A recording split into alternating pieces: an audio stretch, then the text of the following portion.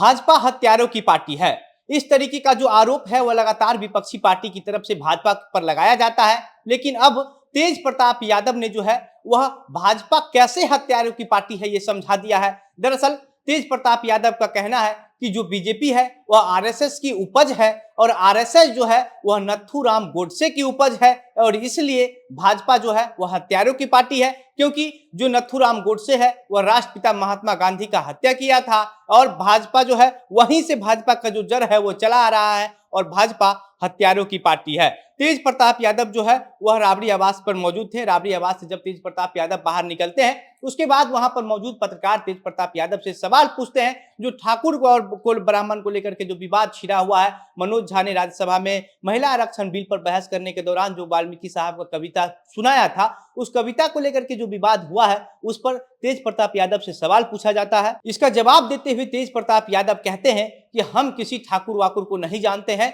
हम तो सिर्फ एक ही ठाकुर को जानते हैं, वो ठाकुर जी वृंदावन वाले ठाकुर हैं जिन्हें हम लोग भगवान कृष्ण मानते हैं। इसके अलावा और कोई दूसरा ठाकुर को हम लोग जानते ही नहीं हैं। इसके बाद तेज प्रताप यादव से एक और सवाल पूछा जाता है और वो सवाल ये है कि कहा जाता है कि भाजपा वाले ने ऐसा कह रहे हैं कि लालू प्रसाद यादव के इशारे पर जो है वो ठाकुर को नीचा दिखाया जा रहा है, ठाकुर को लेकर के इस तरीके का कविता सुनाया जा रहा है। इस पर तेज प्रताप यादव का कहना है कि जो भाजपा वाले हैं उनका हम लोगों के बिना जो है वह दुकान नहीं चल सकता है, बिना हम लोगों का नाम लिए उनके पेट का जो खाना है वो नहीं पच सकता है, उनको खाना नहीं मिलेगा, देश में बुरा हाल है और खासकर केंद्र में उनका शासन है, भारत पाइयों का हर स्टेट में जो जनता है वह त्राहिमाम है और इसलिए भाजपा वाले क्या बोलते हैं क्या नहीं बोलते हैं इससे फर्क नहीं पड़ता है। तेज प्रताप यादव कहते हैं कि हर आदमी को इंसानियत की बात करनी चाहिए, जाति से हमें कोई मतलब नहीं है, इंसानियत बहुत बड़ा धर्म होता है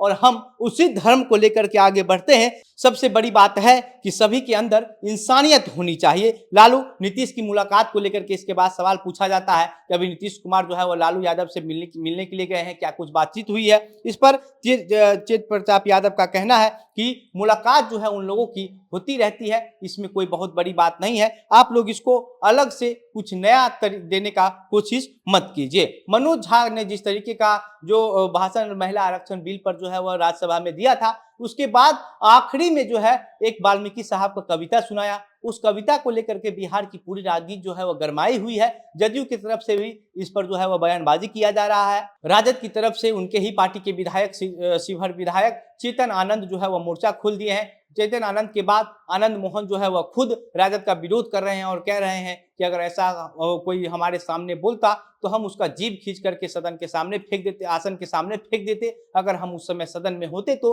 और अभी बिहार में पिछले 2 दिनों से जो है इसी को लेकर के लगातार चर्चाएं हो रही है। हालांकि 21 सितंबर को मनोज झा ने यह कविता सुनाई थी राज्यसभा में और 5 दिन के बाद आप सोचिए कि आनंद मोहन के बेटे चेतन आनंद को यह बात पता चलता है और उसके बाद वो सोशल मीडिया पर यानी कि फेसबुक पर लाइव आकर के मनोज झा के खिलाफ मोर्चा खोल देते हैं।